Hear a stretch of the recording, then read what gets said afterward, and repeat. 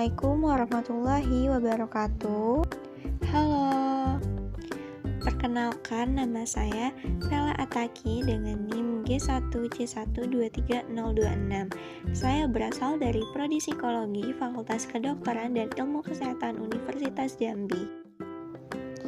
Pada video kali ini, saya akan menjelaskan mengenai perkembangan psikologi asosiasionisme.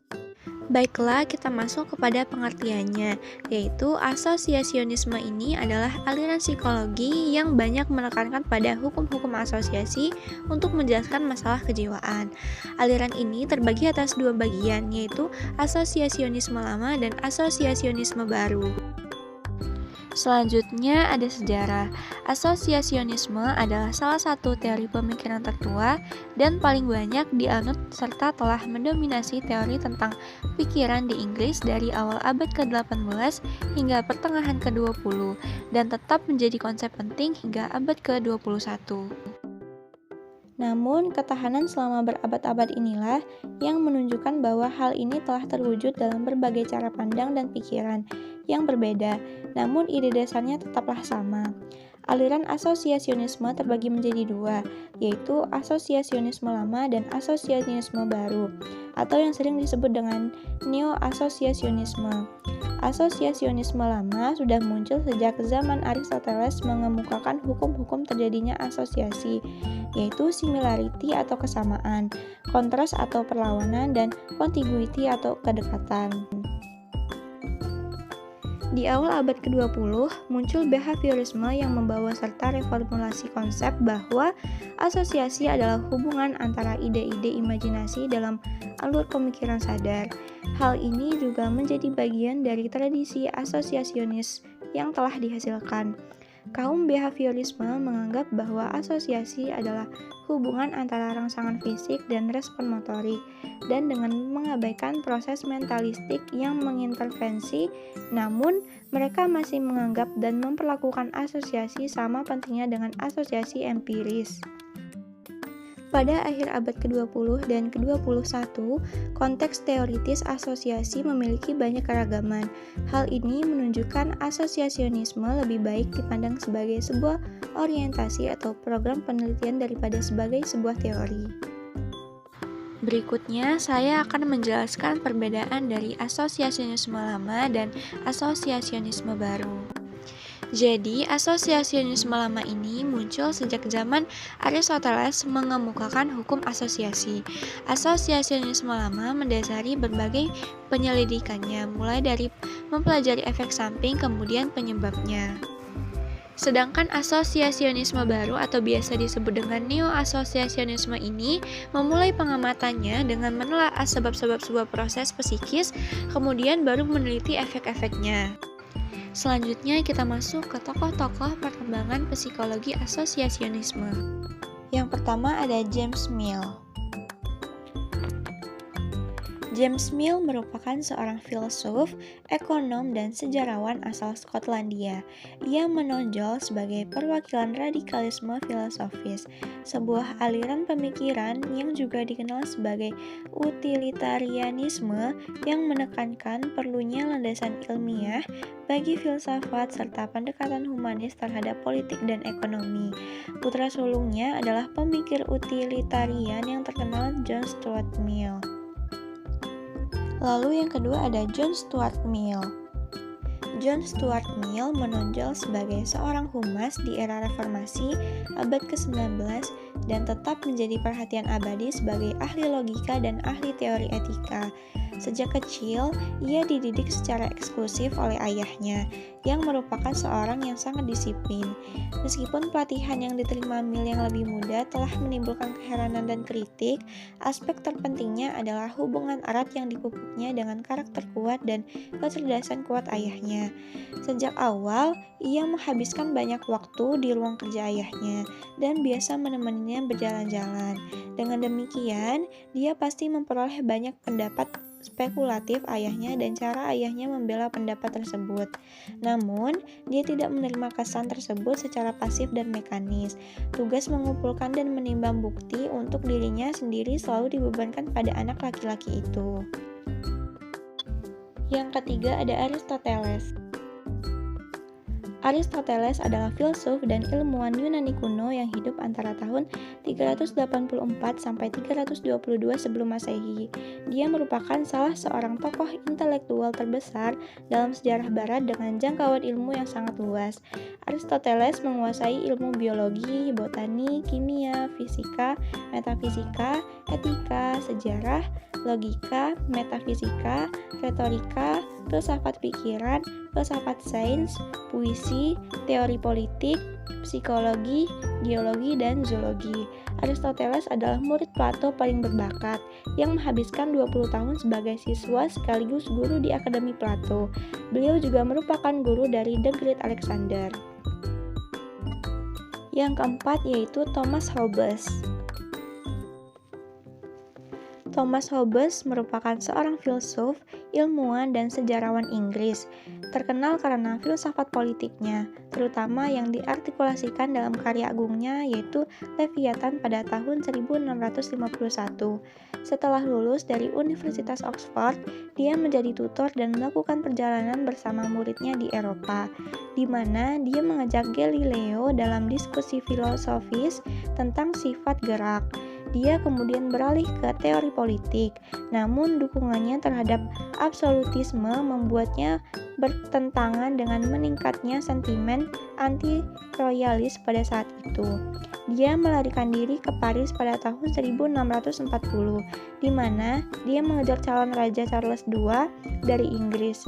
Di Paris, dia menulis karyanya yang paling terkenal, yaitu Leviathan, di mana dia berusaha untuk membenarkan kekuasaan absolut dari penguasa berdasarkan kontrak sosial hipotesis di mana individu berusaha melindungi diri mereka satu sama lain dengan setuju untuk mematuhi kedaulatan dalam segala hal.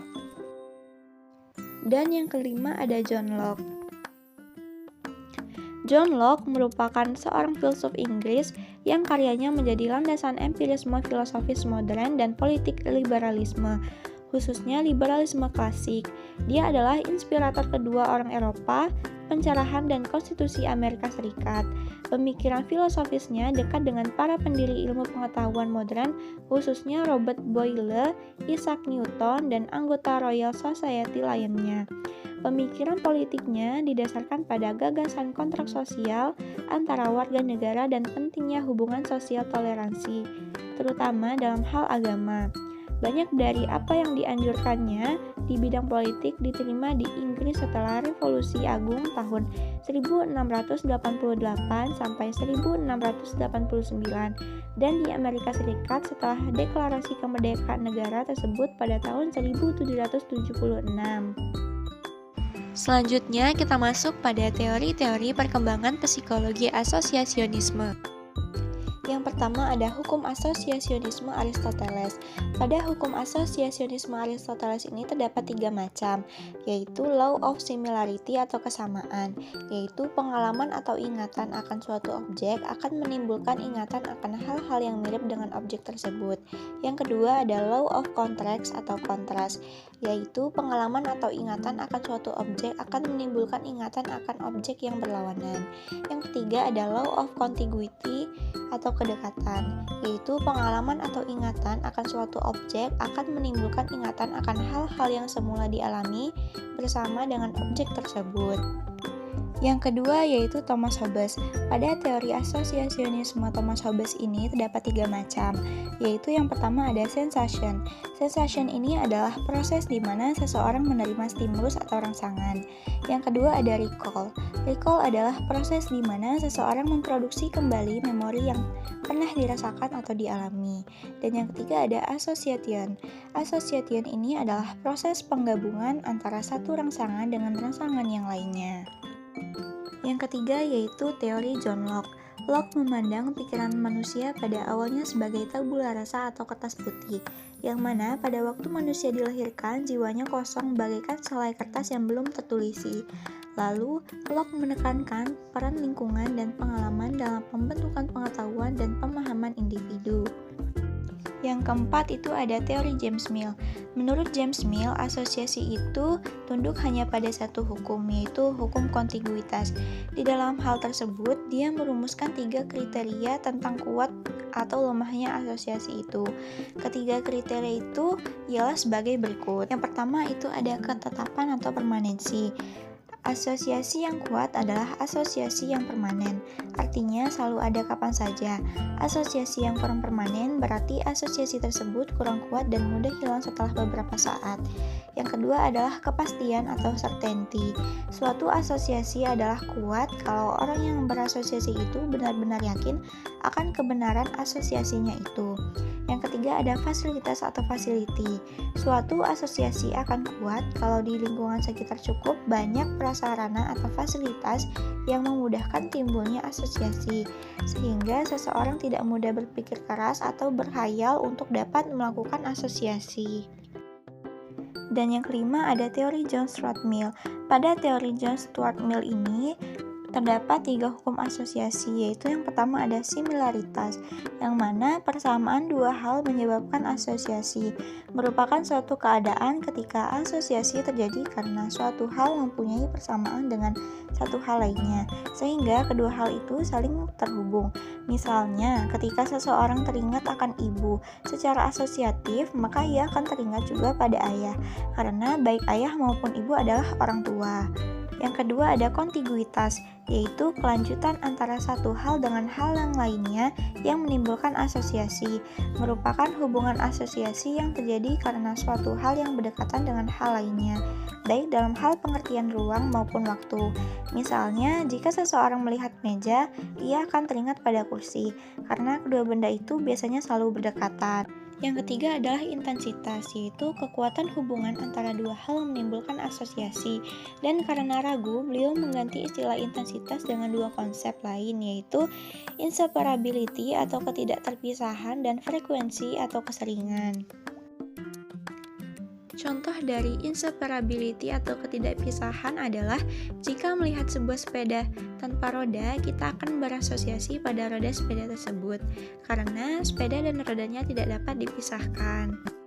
Selanjutnya, contoh dari frekuensi, yang mana jika kita sering melihat A berjalan bersama B, kalau pada suatu ketika kita melihat A berjalan sendirian, kita akan teringat secara asosiatif pada B.